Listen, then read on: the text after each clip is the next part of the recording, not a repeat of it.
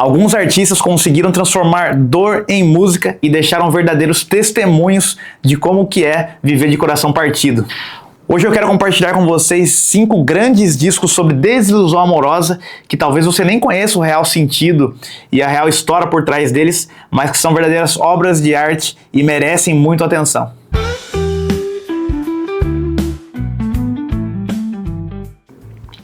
Fala meus amigos, aqui é o Neto, está começando mais um Entre Acordes Podcast. E antes de mais nada, quero pedir para que vocês nos sigam por aqui para receberem novos episódios, se inscreva aqui e também sigam o nosso Instagram, @entreacordes.blog. E se você é novo por aqui, saiba que toda quinta tem vídeo novo. Tá sendo que 2 quintas do mês são o Entre Acordes Podcast, que também está disponível nas plataformas de áudio e também aqui no YouTube em formato de vídeo. E nas outras quintas, temas mais abertos, filmagens externas, todo tipo de conteúdo diferente para você. Beleza? Então já deixa o like, se inscreve aqui e compartilha com os amigos que vocês vão curtir muito esse tema de hoje. Bom, o episódio de hoje é diferente, pessoal. Vamos falar sobre grandes discos sobre desilusão amorosa. Vou explicar um pouco mais o contexto, qual que é a onda que eu trouxe aqui para essa lista de hoje. São discos que nada mais nada menos são cercados de histórias a respeito de separação, desilusão amorosa, amor não correspondido, que foram calcados, estruturados como um conceito em cima desse tema e que surgiram ali um tema fechadinho com composições sobre isso, beleza? Então a lista de hoje aqui não está em ordem de preferência, nem em ordem de lançamento, está aqui numa ordem que achei que valeria mais a pena, que faria mais sentido. Então vamos direto a eles, começando por Layla and Other Assorted Love Songs, do Derek and the Dominos. Para quem não está muito familiarizado, banda do Eric Clapton. Eric Clapton vinha ali de ótimos grupos e projetos durante os anos 60, Yardbirds, Blind Faith, Cream, que todos terminaram por diversos tipos diferentes, problemas com dependência química, brigas, divergências musicais, enfim, de conceito. Foi acontecendo isso daí e no ano de 1970, Eric Clapton inicia sua carreira solo com o disco auto-intitulado Eric Clapton, que é muito bom também, que tem uma outra vibe, uma outra onda. Só que ele também, ao mesmo tempo, ele prefere sair um pouco dos holofotes, ser um cara de banda, digamos assim, não ser o principal, o grande nome. Ele cansou um pouco desses holofotes, Era tudo muito Clapton is God, é o Deus da guitarra.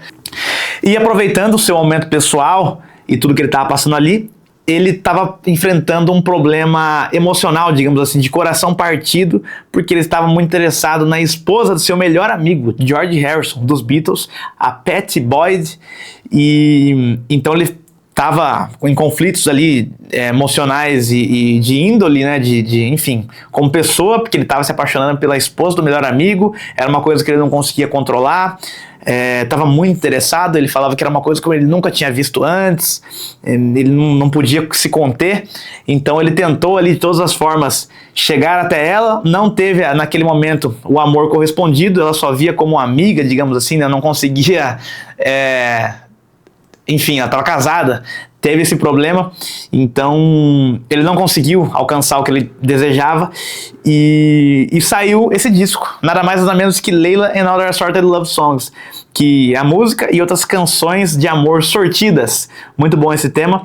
Ele fez essa banda, o Derek and the Dominos, com alguns amigos ali, e inclusive Duane Allman participa desse disco aqui, o guitarrista do Allman Brothers Band, participa e faz total diferença. Então o Clapton começa a produzir algumas músicas, algumas composições em torno desse tema. A gente vai falar um pouco mais sobre algumas delas aqui. E ele fez esse disco inteiro dedicado a Pattie Boyd, sua desilusão amorosa. E essa capa maravilhosa que vocês já viram aí, uma arte fantástica, muito bom gosto. E ainda é uma mulher loira com um buquê ali, realmente representando a Pattie Boyd. Caiu muito bem essa proposta, e para mim é uma das capas mais lindas. Isso é um quadro, isso é tatuagem, isso aí é maravilhoso, muito bom gosto. E saiu esse disco, pessoal, nada mais nada menos do que isso. E o que tem nesse disco de bom? É um disco bem bluseiro, digamos assim, e o blues já tem essa coisa da lamentação, do triste, ele já é cercado muito disso, dessa onda mais que combina muito com a fossa, né? O disco da fossa, o disco da tristeza. Então, Eric, que é um grande fã de blues, né? Até hoje aí, o blues é a grande coisa da vida dele, todas as referências de blues foram muito importantes para ele ao longo da carreira. E esse disco ele mistura um pouco isso. Apesar dele ser pesado emocionalmente, né, o contexto é pesado, as letras são pesadas, mas as músicas em si não são. É um disco assim musical, né, é um disco longo, mais de 1 hora de duração, um disco duplo. É um trabalho muito cercado no blues, claro, só que ele ainda assim tem um quê de country, uma coisa mais popzinha e rock and roll. Ele mistura muita coisa assim, mas é mais um country e blues, assim, sabe? Ele é mais nessa onda. E o que eu gosto nesse disco aqui? A grande abertura, I Look That Way, é bem nessa vibezinha, até meio country blues, assim, bem legal. Já tem temas aqui sobre relacionamento amoroso, enfim, essa história, meio do que ele sentia com a Pat. Bell Bottom Blues, que é a próxima música, pra mim a melhor música desse disco, junto com Layla, né, ambas ali. Aqui acho que é a tradução do disco realmente. Ele fica ali no refrão, tô aqui implorando, tô aqui de joelhos, não quero fracassar, toda essa nessa pegada, nesse nível, né? Tá muito colocado aqui. E a performance vocal do Eric como um todo aqui assim, histórica, né? É uma coisa realmente fora de cogitação, assim, né? Poucos vocalistas eu vi na história do rock conseguir atingir esse nível que ele atingiu aqui. Realmente ele estava entregue, tanto por questões aí de dependência química, abuso de álcool e a desesperança dele com esse relacionamento, acho que potencializou para essas performances que ele teve aqui, cara. Mas realmente é pesado, é forte e para mim é uma das grandes músicas desse disco. E tem outras ótimas músicas, Keep On Growing, Any Day, tem diversos covers de blues aqui nesse disco também, que tem toda a ver já pelo tema, então tudo aqui faz sentido. E o que mais que eu gosto aqui? Olha esse tema, cara. Why does love got to be so sad? Por que o amor tem que ser tão triste? Então, é nessa onda, pessoal, esse calibre aqui de tristeza o disco. Tem uma versão de Little Wing, que é uma música do Jimi Hendrix também, que eu acho das melhores composições da história, só que a do Jimi Hendrix, pra mim, o único defeito é que ela é muito pequena, tem ali 2 minutos, então ela acaba no meio do solo, é uma loucura total aquilo lá, devia ser gigante a música. E aqui no Eric ele meio que corrige isso, então a música é mais extensa, tem mais de 5 minutos de duração, solos super épicos. Apesar da música original ser uma composição mais voltada para a mãe, né, do Jimmy, uma figura feminina como um todo, né, aqui o Eric ele redireciona, né, no conceito do disco para a mulher em si, mas também que combina bastante. E também que eu posso falar no final do disco aqui, né, Layla, a faixa título do disco, o grande hit da carreira solo do Eric, talvez, né, o pessoal conhece muito a versão acústica, né, que está presente no MTV Unplugged, mas essa versão aqui pra mim é incomparável, a versão porradona, mais 7 minutos de duração, porrada, um dos maiores riffs da história do rock, aquele comecinho lá, que é maravilhoso. Dizem que quem fez nem foi o Eric, foi o Duane Allman, mas acho que o Eric executou muito bem, né, esse riff, assim, é genial. Ele também tá desesperado na letra, acho que é o mais difícil de cantar, que ele mais se esgana ali para conseguir alcançar o que ele queria em termos de performance. E daí os solos de guitarra se conversam ali entre do Duane Allman e ele, é tudo muito bem produzido, é dentro do excelente mesmo, assim, é muito bom gosto. E no final tem aquele coda, né, que é aquela cauda de piano lá que fica tocando junto com as guitarras conversando de fundo, que é simplesmente genial. Autoria do Jim Gordon, baterista. Essa peça, né, de piano era uma coisa que ele já tinha guardado, eles usaram na música e combina totalmente, encerra de maneira brilhante a música. Infelizmente não encerra o disco, eu queria muito que essa música encerrasse o disco, mas a música que encerra é Thorn Tree in the Garden, que é uma baladinha muito boa, nos mesmos moldes de I Am Yours, outra balada excelente desse disco, que pouca gente comenta, mas eu acho que merece muito a atenção. Deveria ser um hitzão da carreira solo do Eric, assim, de ele cantar mais, que são muito bonitas, melhores que muitas acústicas que ele canta hoje em dia, na minha opinião. Então, dessa forma que a gente fecha esse disco, que pra mim é o mais importante da minha vida, é o disco que eu mais gosto. É um álbum assim que, mesmo sendo pesado, né, o contexto dele, o que ele significa pra mim e tudo mais, ele é palatável, ele é um disco assim, honesto, e realmente assim, é irrefutável. Acho que pra mim é o grande disco que envolve o Eric Clapton em tudo na vida dele. Layla and Other Assorted Love Songs. Recomendo que vocês procurem saber mais e ouçam esse disco. Vamos ao segundo disco da nossa lista, Marvin Gaye, Here My Dear, de 1978. Marvin Gaye tem uma dos períodos dos anos 70 mais sólidos que eu já vi na história da música no geral. Ele praticamente não errou nos anos 70, só tem coisa fina, só coisa top, e apesar dos direcionamentos musicais no quesito de conceito variar bastante entre os discos, né? Porque tem uns que são mais politizados, tem outros que são mais dançantes e vibrantes, ele sempre varia, só que no geral a música é um pouco mais feliz dele, assim, né? O resultado final é um pouco pra cima, né? Tem aquela vibe, ele é todo alto astral nos shows, né? Era dessa maneira, mas aqui foi diferente. No disco Here My Dear, ele enfrentava alguns problemas pessoais também. Ele vinha de um disco chamado I Want You, de 76, que é fantástico, maravilhoso, dos meus favoritos da vida também, que é todo sensual, tem gemido, My Love, sabe, funkeadão, contente, assim. E depois ele abandona isso, né, para esse próximo disco, porque ele enfrentava um fim de relacionamento com a Anna Gord, que era irmã do Berry Gordy, fundador da Motown, a grande gravadora e o selo que impulsionou o Marvin Gaye, e ele também impulsionou a gravadora. Enfim, era uma coisa bem família ali, né, digamos assim, para o Marvin Gaye. E ele estava em fim de relacionamento com ela, aconteceu isso, e como forma de pagar o divórcio, digamos assim, o próximo disco dele, ele ia dedicar a ela, né, assim, o que vendesse, enfim, nessa vibe. E daí ele fez um disco na cara dura, né, tanto que ele se chama Here My Dear, tipo, tá aqui minha querida, né, pra você o disco. Então, de todas as formas, né, em termos financeiros e também de composição, ele pegou e meteu aqui em todas as letras, cara, um disco duplo também, no nível do Layla aqui de duração, acho que é a mesma duração, inclusive. Todo direcionado a ela na cara dura, assim, sabe? Tá, recados.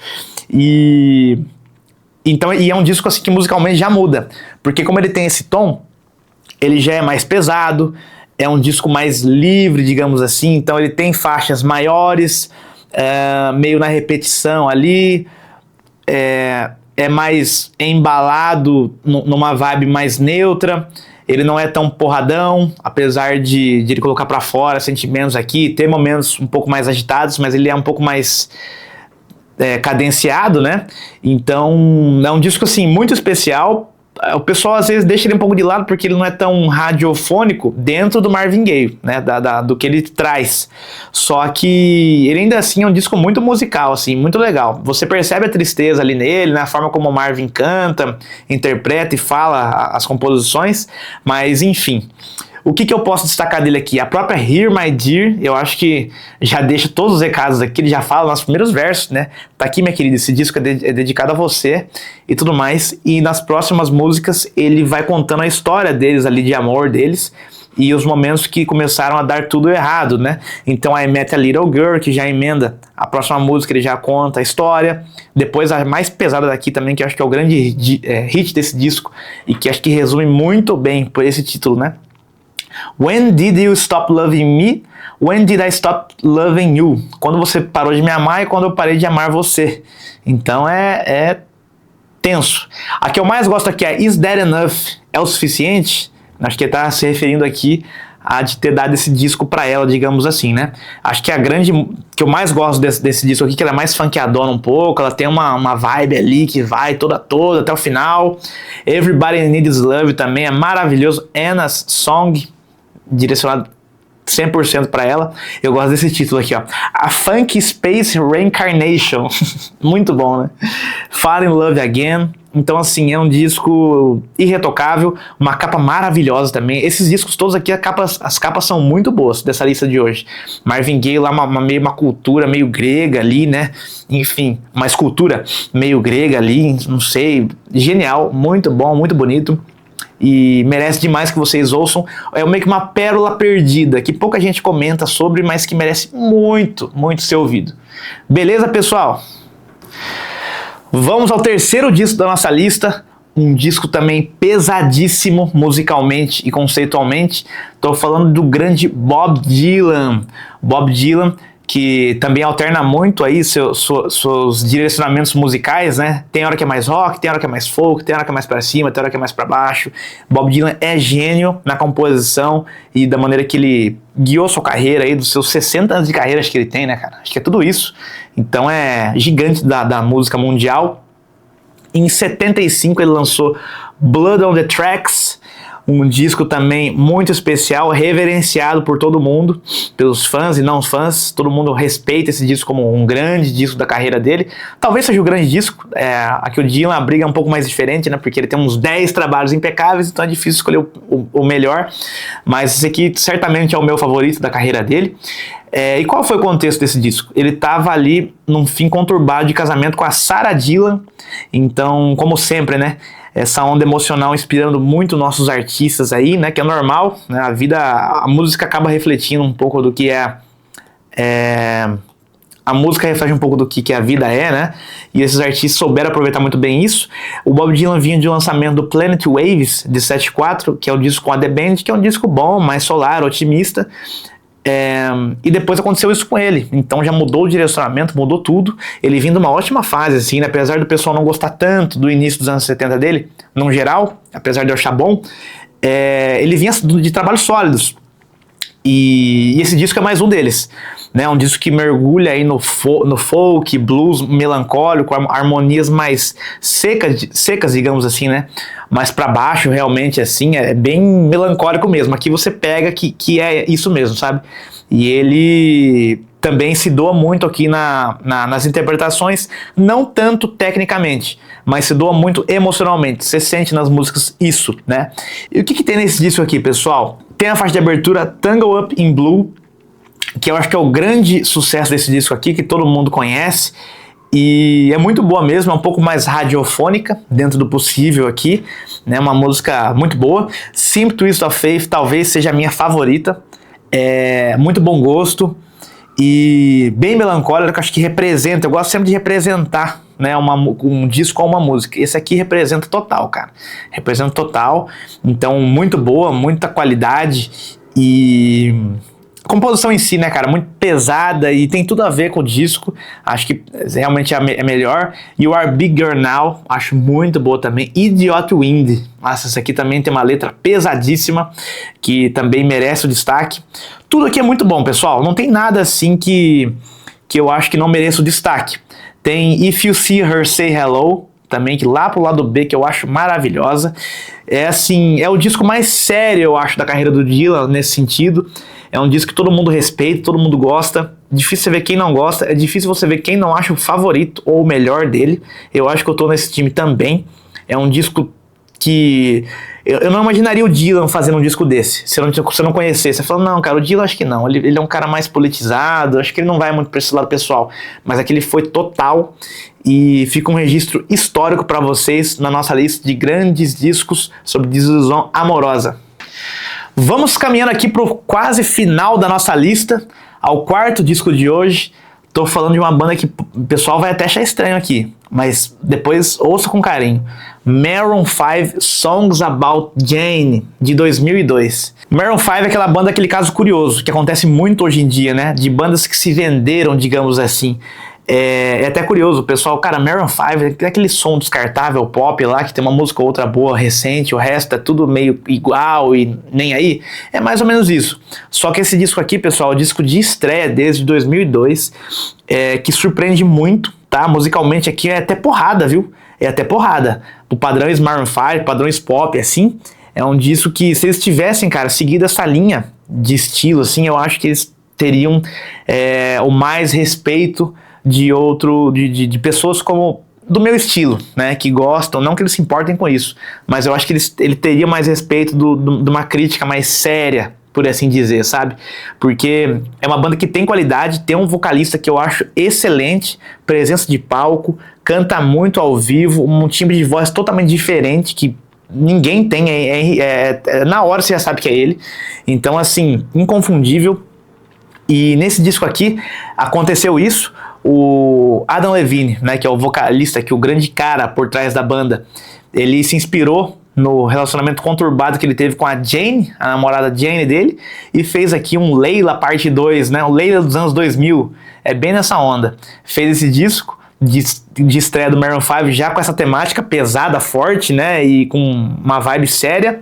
Só que é um disco que funcionou muito porque ele tem hits pops inconfundíveis e incomparáveis até. Para esse período aqui de 2002, ninguém acho que chegou tão forte como eles em estreia assim.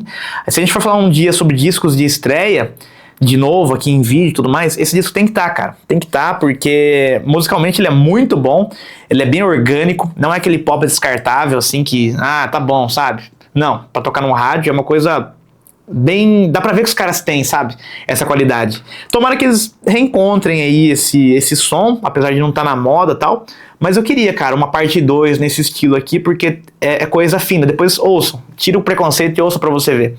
Músicas aqui que eu gosto.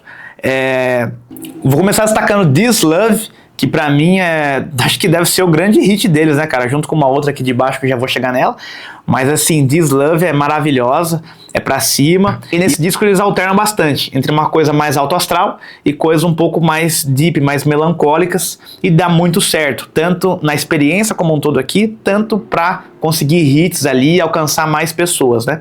Então This Love eu acho que é o grande sucesso desse disco, talvez seja a melhor música, não é a minha favorita, mas é a melhor música desse disco.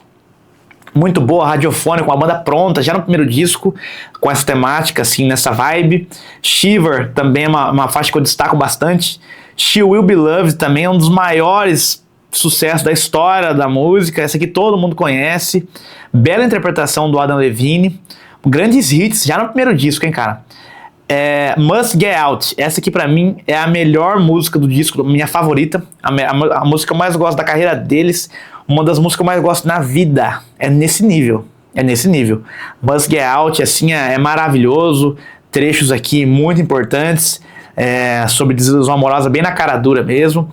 Ela disse que não seria um adeus, que ela só precisava de um tempo para pensar, e foi embora, é isso que aconteceu. Então a gente entende Adam Levine.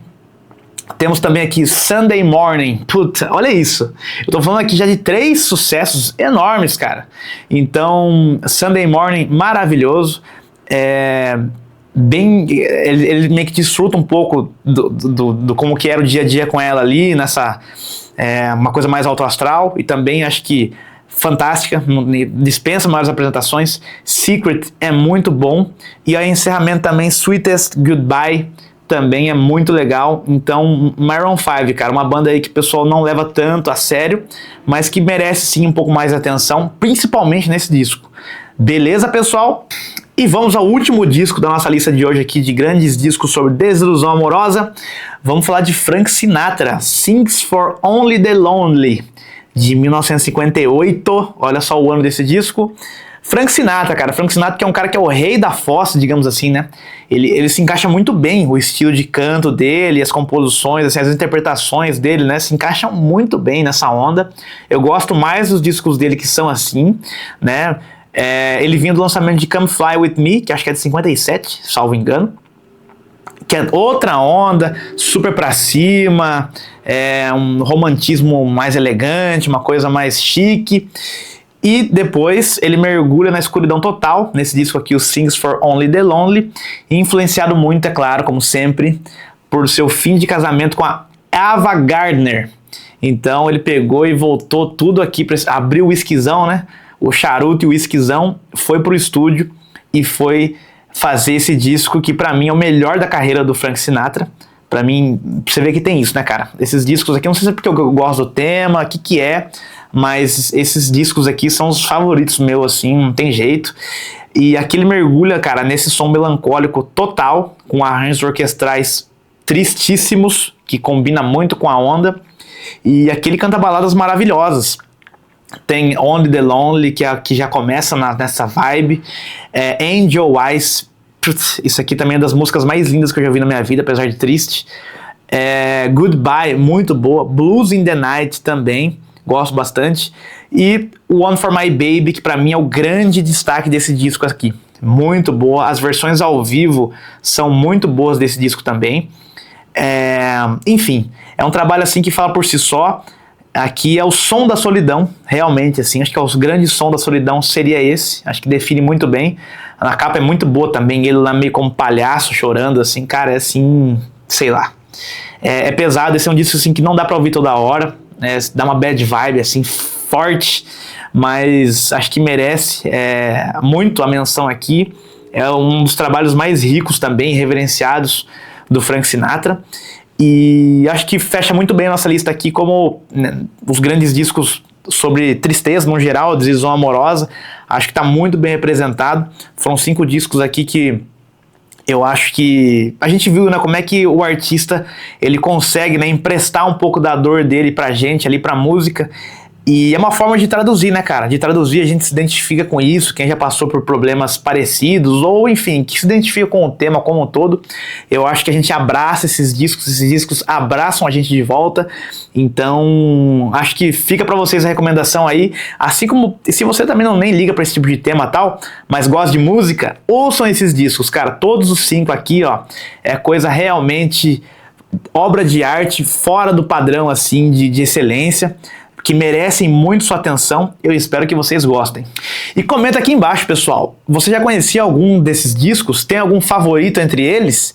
Quero ver aqui nos comentários. Se faltou algum também nessa onda, deixa aqui nos comentários pra mim, beleza? Toda quinta-feira eu tô por aqui com um vídeo novo, o podcast quinzenal, e nas outras quintas, outros vídeos abertos, com temas abertos pra vocês. Conto com vocês. Semana que vem eu tô aqui de volta. Valeu, pessoal. Até a próxima.